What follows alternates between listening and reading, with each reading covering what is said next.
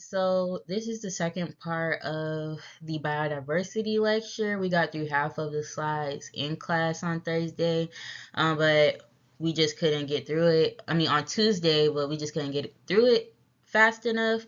And I won't be here on Thursday, so this is the second part of the biodiversity presentation. Yeah. So, in our continued exploration of deep sea thermal vent communities, we can take a closer look at the foundation of this extreme ecosystem. So, unlike ecosystems on land or in shallow waters, they rely on photosynthesis. Deep sea vents support life through a process called chemosynthesis. At the heart of these ecosystems are microbes, which use chemical energy from sulfur compounds, particularly hydrogen sulfide that escape from the vents. These microbes convert the chemicals into organic matter, providing a food source for other organisms. So thermal vents are essentially jets of superheated water reaching temperatures over 400 degrees Celsius or 750 degrees Fahrenheit, and they carry dissolved minerals like iron, sulfur, and other metals from deep within the Earth's crust.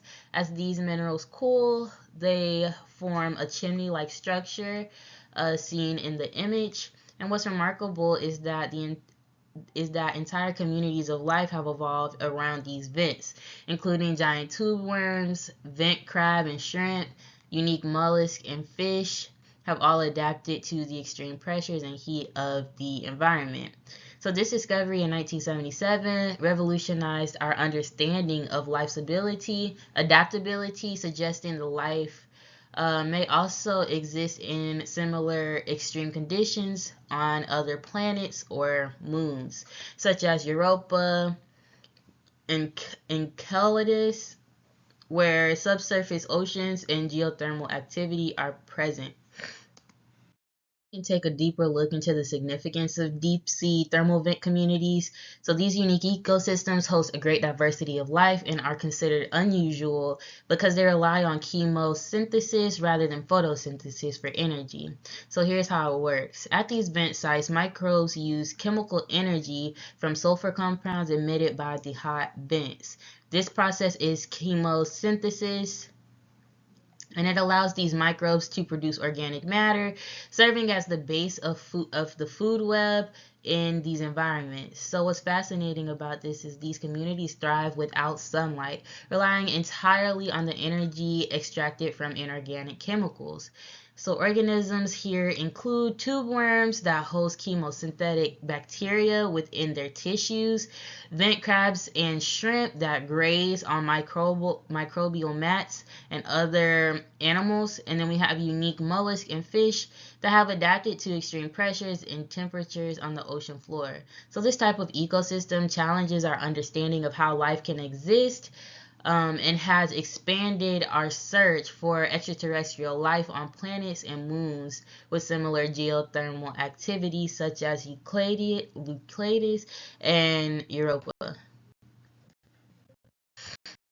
Reefs are among the best known marine systems because of their extraordinary biological productivity and their diverse and beautiful organisms. Reefs are colonies of minute colonial animals or coral polyps that live symbiotically with photosynthetic algae. Calcium-rich coral skeletons shelter the algae, and the algae nourishes the coral animals. The complex structure of a reef also shelters countless species of fish, worms, crustaceans, and other life forms. Reefs occur where the water is shallow and clear enough for sunlight to reach the photosynthetic algae. They cannot tolerate abundant nutrients in the water, as nutrients support tiny floating plants and animals called plankton, which block sunlight. Reefs are among the most endangered biological communities. Sediment from coastal development, farming, sewage, and other pollution can reduce water quality and smother coral. Destructive fishing practices, including dynamite and cyanide poison, have destroyed many Asian reefs. Reefs can also be damaged or killed by changes in temperature, by invasive species, and by diseases. Coral bleaching and whitening of reefs due to stress, often followed by coral death, is a growing and spreading problem that worries marine biologists. So coral reefs are among the most biologically rich, yet most endangered ecosystems on Earth. These stunning underwater structures are home to nearly 25% of all marine species, despite covering less than 1% of the ocean floor. So they provide critical habitat for countless marine organisms, support fisheries, and even protect coastlines from erosion and storm surges. However, coral reefs face severe threats, including climate change, which leads to coral bleaching due to rising ocean temperatures, ocean acidification, which weakens coral skeletons, pollution and coastal development, which degrade reef ecosystems, overfishing and destruction of fishing practices, which disrupts reef food webs. To combat these challenges, marine reserves are being established in areas such as South Pacific to preserve and protect these irreplaceable resources. So by safeguarding these fragile ecosystems, we ensure that future generations can continue to benefit from their biodiversity, ecological services, and cultural significance. Protecting coral reefs isn't just about marine life, it's about maintaining the health of our entire planet. So mangroves are a diverse group of salt-tolerant trees that grow along warm, calm marine coasts around the world. Growing in shallow, tidal mudflats, mangroves help stabilize shorelines, blunt the force of storms, and build land by trapping sediments and organic material. After the devastating Indonesian tsunami of 2004, studies showed that mangroves, where they still stood, helped reduce the speed, height, and turbulence of the tsunami waves. Detritus, including fallen leaves, collects below mangroves and provides nutrients for a diverse community of animals and plants. Both marine species such as crabs and fish and terrestrial species such as birds and bats rely on mangroves for shelter and food. Estuaries are bays where rivers empty into sea, mixing fresh water with salt water. Salt marshes, shallow wetlands flooded regularly or occasionally with seawater, occur on shallow coastlines, including estuaries. Usually calm, warm, and nutrient rich estuaries and salt marshes are biologically diverse and productive. Rivers provide nutrients and sediments, and a muddy bottom support emergent plants whose leaves emerge from above the water surface, as well as the young forms of crustaceans such as crabs and shrimp, and mollusks such as clams and oysters. So, nearly two-thirds of all marine fish and shellfish rely on estuaries and saline wetlands for spawning and juvenile development.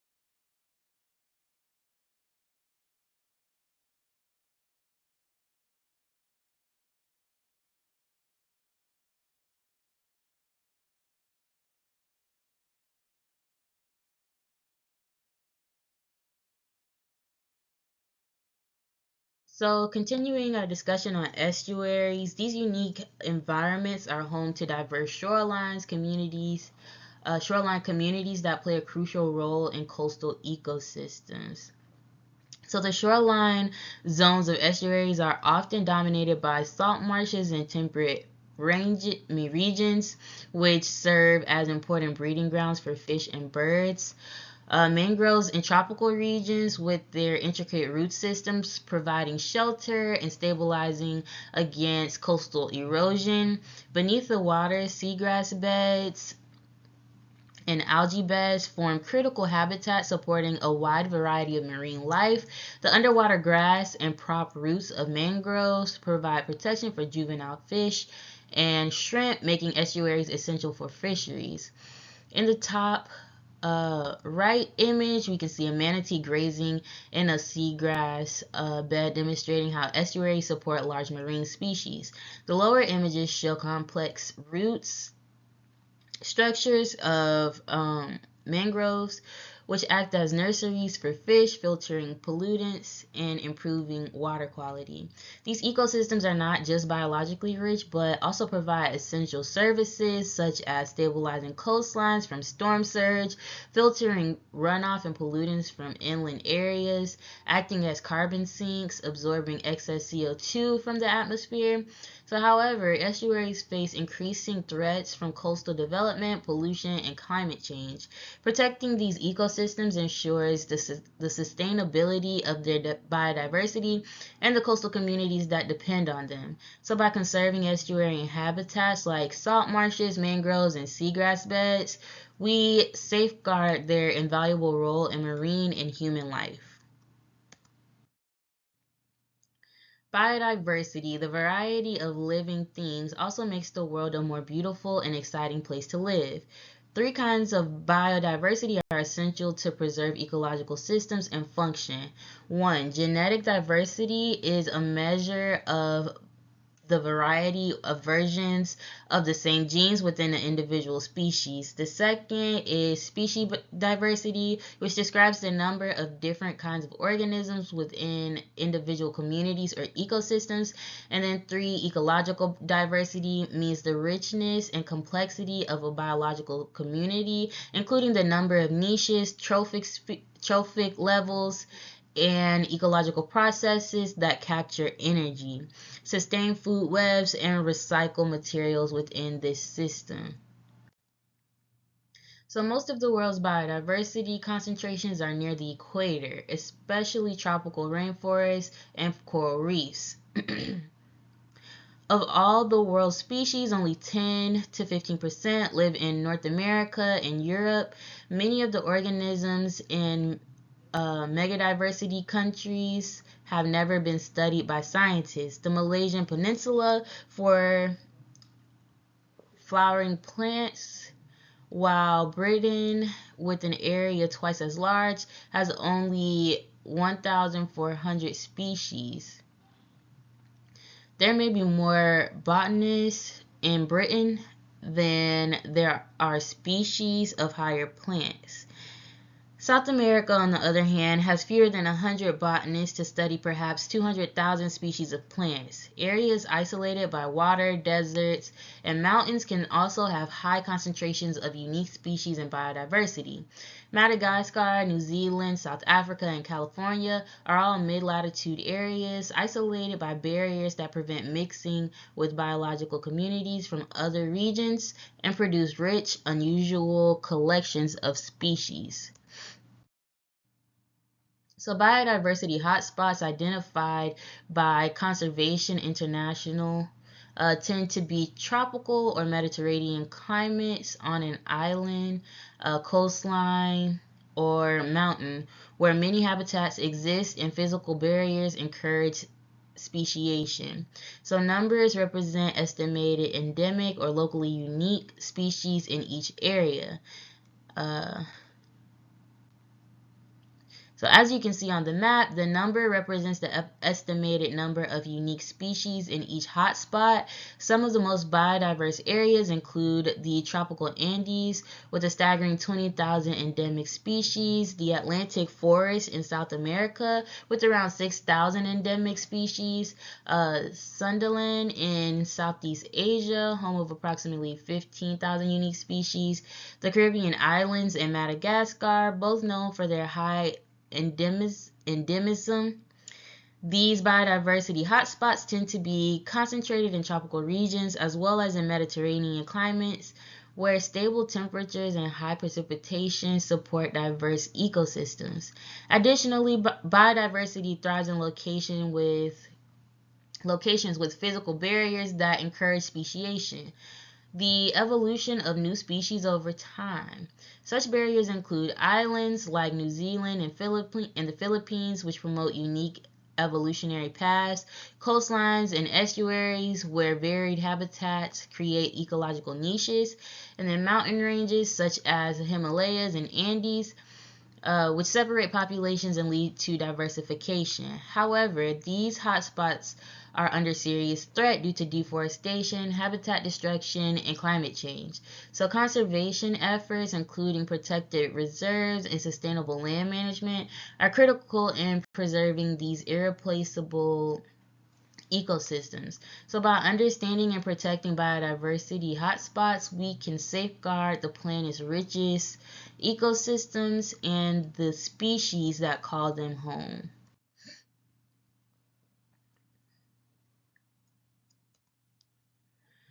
Okay, so biodiversity hotspots are regions around the world that contain an exceptionally high number of endemic species, meaning species that are found nowhere else. So as you can see on the map, the numbers represent the estimated number of unique species in each hotspot. Some of the most biodiverse areas include the tropical Andes with a staggering, just right at. Okay, so biodiversity hotspots only cover 2.3% of the globe and contain 50% of Earth's plant species and 43% of endemic animal species.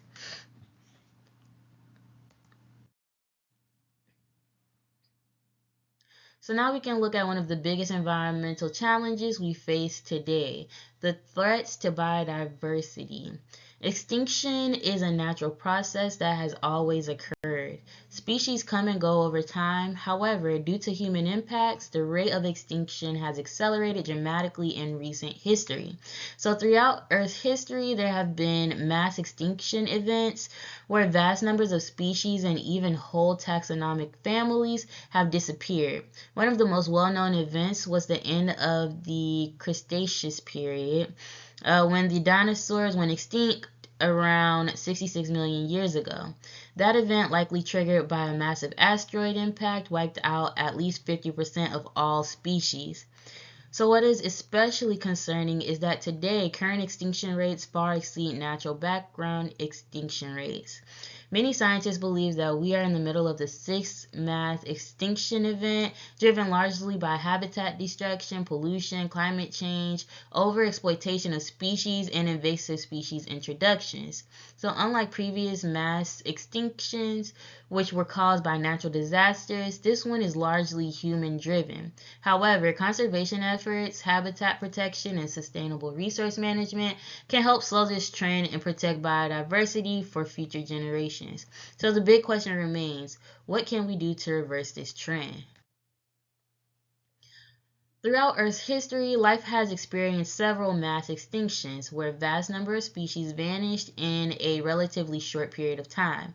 So on this graph, we can see 5 major extinction events that shaped the course of evolution. Each peak represents a time when species disappeared at an extremely high rate. These extinctions were triggered by major environmental changes, including glaciation, volcanic activity, climate shifts, and asteroid impacts. The most well-known event is the Cretaceous tertiary extinction, which occurred 66 million years ago and is marked on the graph. This event led to extinction of dinosaurs along with 50% of all species on Earth. The leading theory suggests this was caused by massive asteroid impact, which led to dramatic climate changes. However, what is most concerning today is that we may be in the midst of the sixth mass extinction event.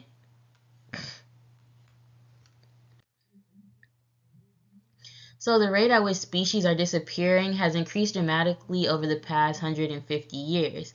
Between 1600 AD and 1850, human activities appear to have eliminated 2 or 3 species per decade, about double the natural extinction rate. In the past 150 years, the extinction rate has increased to thousands per decade. Conservation biologists call this the sixth mass extinction.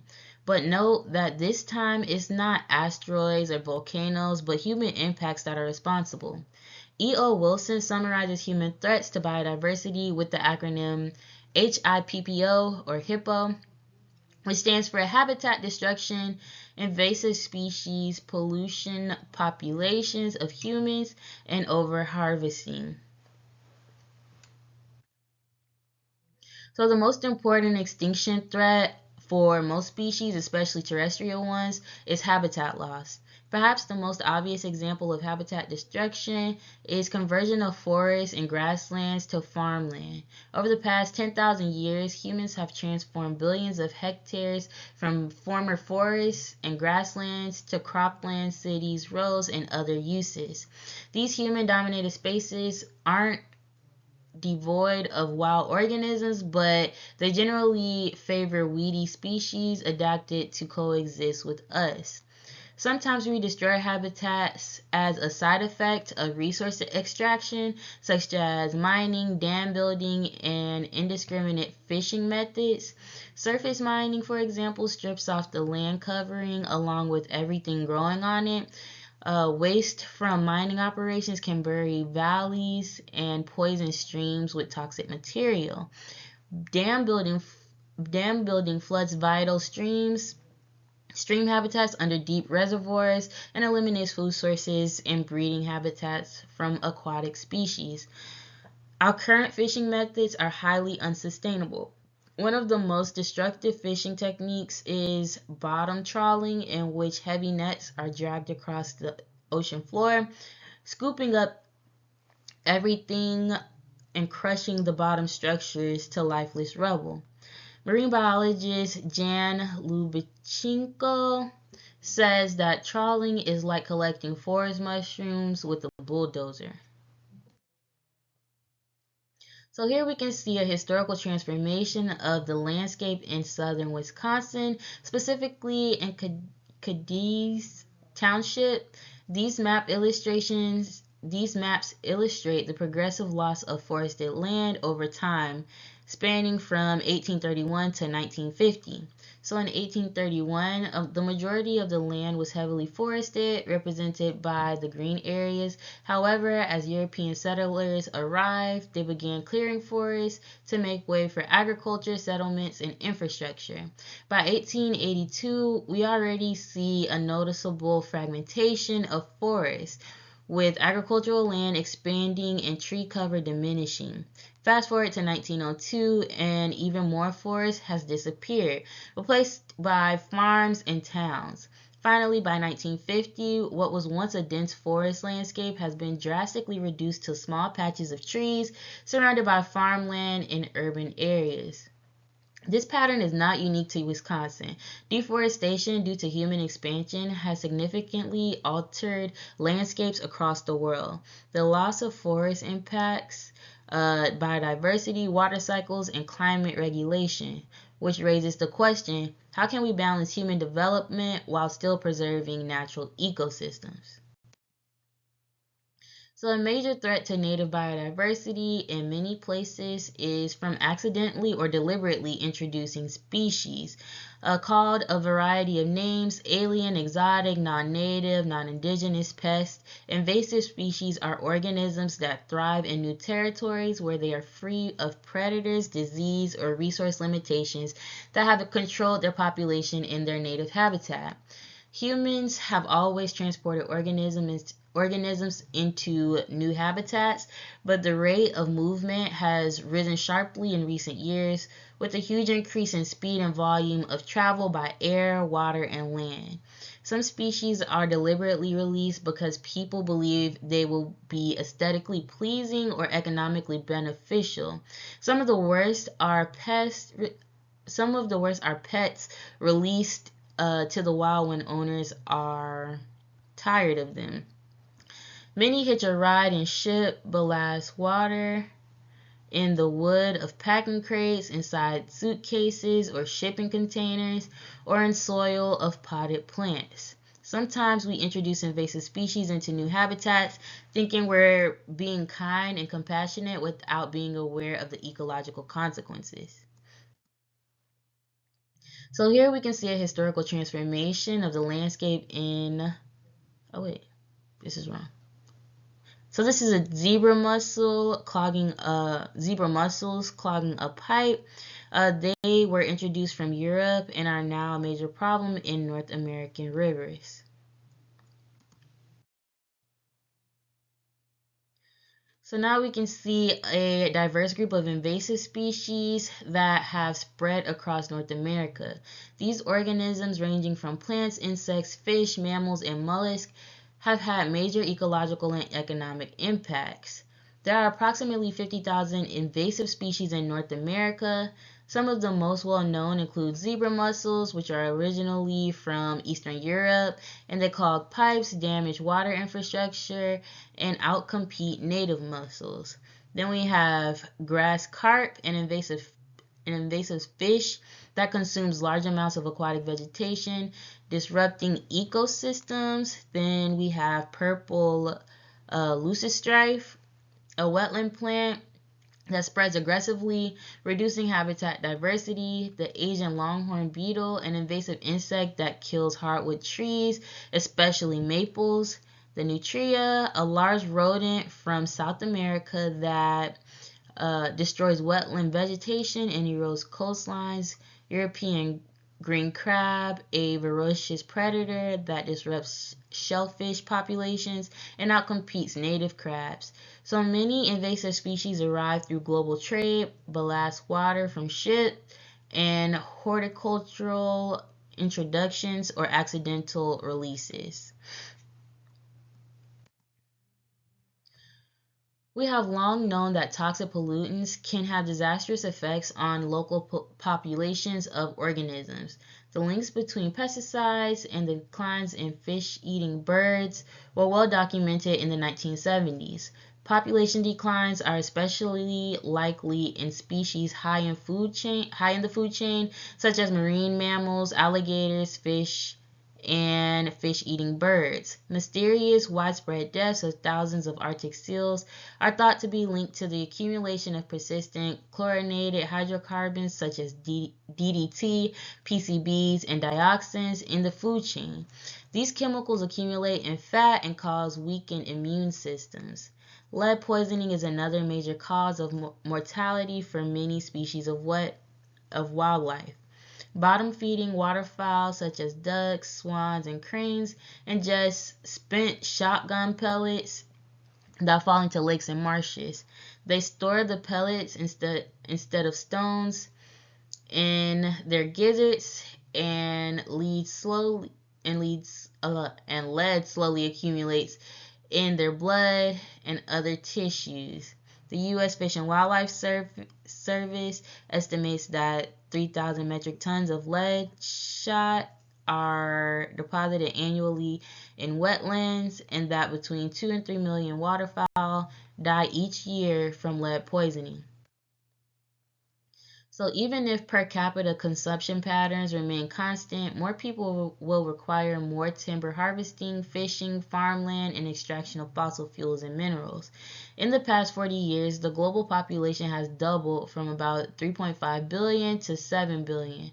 In that time, according to the calculations of the Worldwide Fund for Nature, our consumption of global resources has grown from 60% of what the earth can support over the long term to 150%. At the same time, global wildlife populations have declined by more than a third because of expanding agriculture, urbanization, and other human activities. So overharvesting involves taking more individuals than reproduction can replace. A classic example is the extermination of the American passenger pigeon. Even though it inhabited only eastern North America 200 years ago, this was the world's most abundant bird, with a population of 3 to 5 billion animals. In spite of this vast abundance, market hunting and habitat destruction caused the entire population to crash in only about 20 years between 1870 and 1890. The last known wild bird was shot in 1900, and the last existing passenger pigeon, a female named Martha, died in 1914 at the Cincinnati Zoo.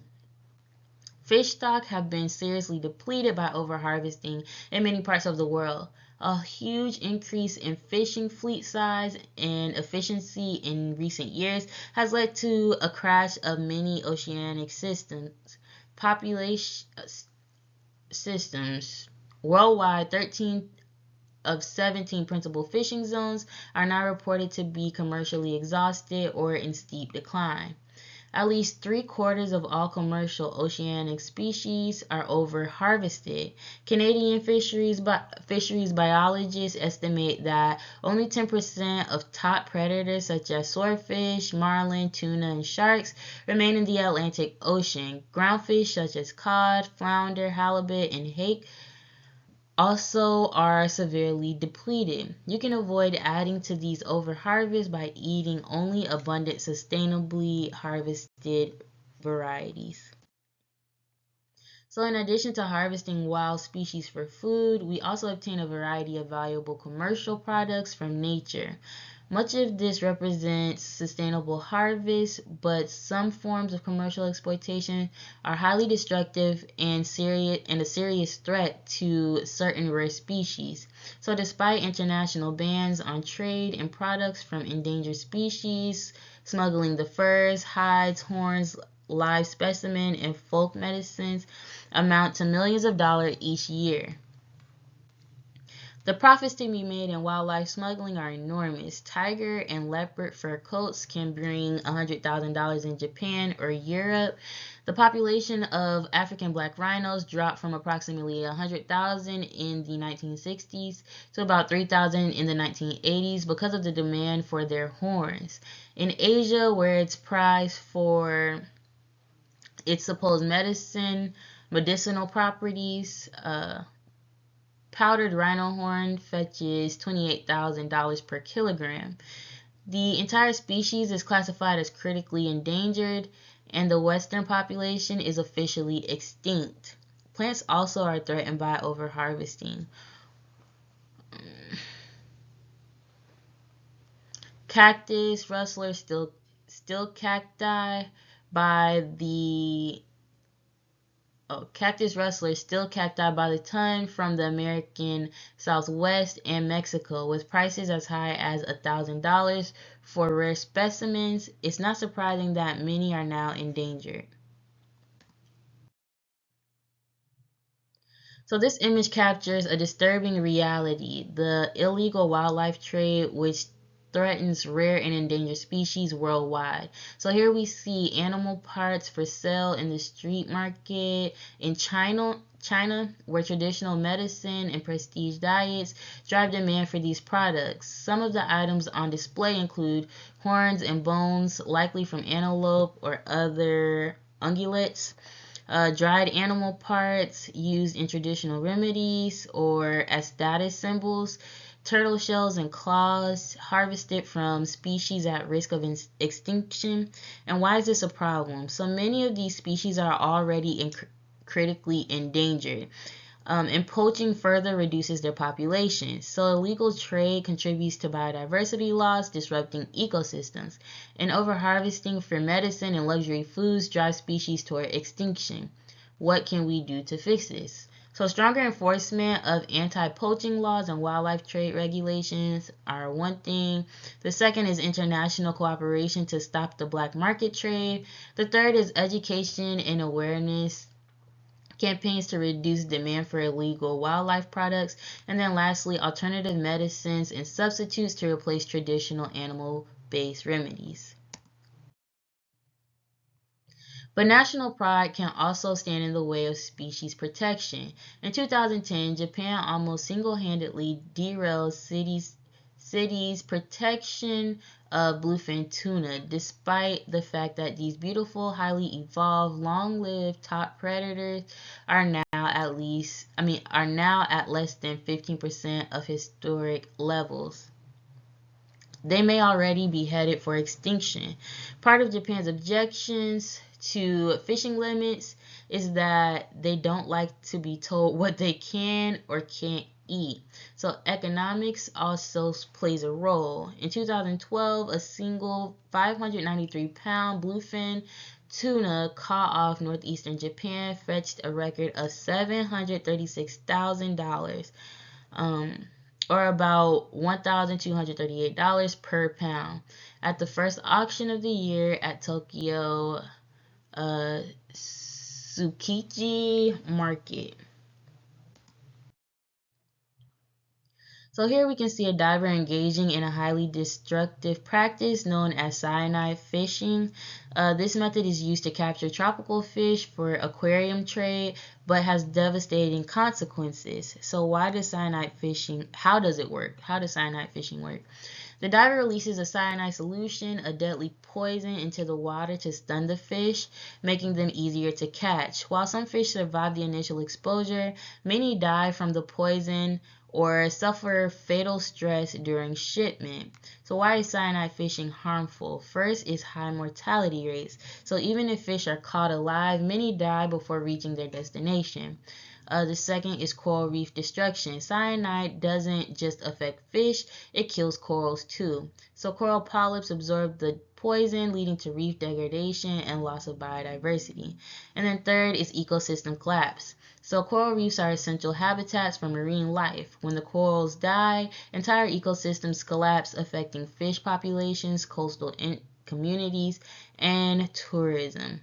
So what can be done to stop cyanide fishing? Stronger regulations and enforcements to ban cyanide use, sustainable fishing methods like net catching techniques, consumer awareness, so choosing responsibly sourced aquarium fish, and then lastly, marine protected areas to allow reefs and fish populations to recover.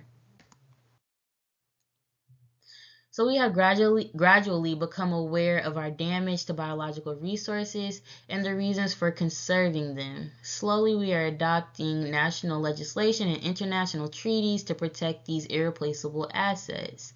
Parks, wildlife refuges, natural preserves, zoos, and restoration programs have been established to protect natural and rebuild depleted populations.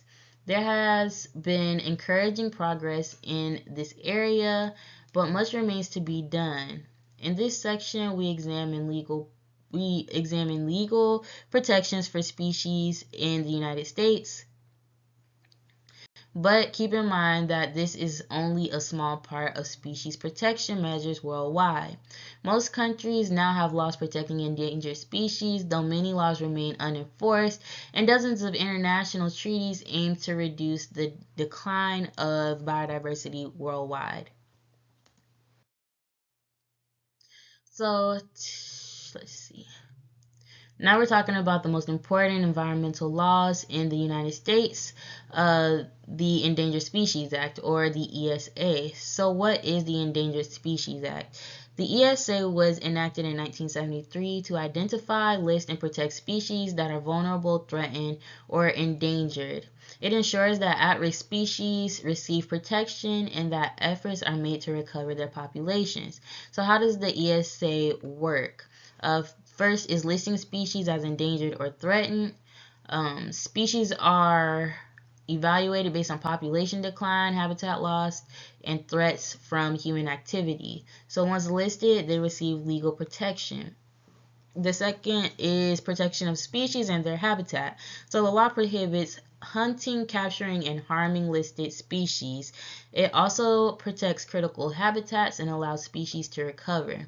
And then third is recovery and conservation efforts. So the ESA creates plans to help species rebound or recover, and it provides federal funding and support for conservation.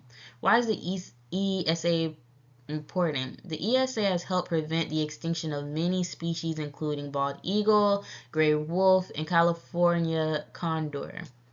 It plays a critical role in maintaining biodiversity and ecosystem health. So the Act identifies three levels of risk. Endangered species are those considered in imminent danger of extinction. Threatened species are likely to become endangered, at least locally, within the foreseeable future.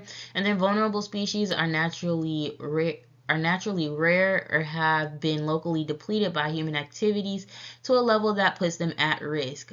Vulnerable species are often candidates for future listing as endangered species, and for vertebrates, a protected subspecies or local race or ecotype can be listed, as well as an entire species. So the ESA has held off the extinction of hundreds of species. Some have recovered and been delisted, including the brown pelican, the peregrine falcon, and the bald eagle, which was delisted in 2007. In 1967, before the ESA was passed, only about 800 bald eagles remained in the contiguous United States. DDT poisoning, which prevented the hatching of young eagles, was the main cause. By 1994, after the banning of DDT, the population rebounded to 8,000 birds. By 2007, the population was about 20,000, enough to ensure a stable breeding population. Similarly, the peregrine falcon, which had been down to 39 breeding pairs in the 1970s, had rebounded to 1,650 pairs by 1999 and were taken off the list. The American alligator was listed as endangered in 1967 because hunting and habitat destruction had reduced populations to precarious levels. Protection has been so effective that the species is now plentiful throughout the entire southern range. Florida alone may have a population of 1 million or more. An important test of the ESA occurred in 1978 in Tennessee when construction of the Tellico Dam threatened a tiny fish called the snail darter. The powerful Tennessee Valley Authority, which was building the dam, convinced the Supreme Court that the dam was more important than the fish. Another important debate over the economics of endangered species protection has been Another important debate over the economics of endangered species protection has been that of the northern spotted owl. Preserving this owl requires the conservation of expansive, undisturbed areas of old growth, temperate rainforests in Pacific Northwest, where old-growth timber is extremely valuable and increasingly scarce. Timber industry economists calculated the cost of conserving a population of 1,600 to 2,400 owls at $33 billion. Ecologists countered that this number was highly inflated and that forest conservation would preserve countless other species and ecosystem services whose values are almost impossible to calculate. So as we wrap up this discussion, let's reflect on the key points about biodiversity and why it matters. So understanding biodiversity. Biodiversity can be understood in terms of environmental conditions where different organisms live. We can look at biodiversity in terms of biomes and habitat types, which shape the distribution of species worldwide. The threat to biodiversity. So many of the world's species are currently threatened or endangered due to human activities, and factors like habitat destruction, pollution, and overexploitation contribute to species decline. And then third, we have why biodiversity is important. So biodiversity is critical for ecosystem stability and resilience, and it supports food, medicine, and essential products that we rely on in our daily lives. And then four is HIPAA, the 5 major threats to biodiversity. So scientists use the acronym HIPPO to summarize the biggest threats, being habitat destruction, invasive species, pollution, population growth, and overharvesting. And the population growth is the population growth of humans. So understanding these factors helps us take meaningful actions to protect biodiversity. So each of us has a role to play in preserving biodiversity, whether through conservation efforts, sustainable choices, or advocating for environmental policies. So let's work together to ensure a thriving planet for future generations.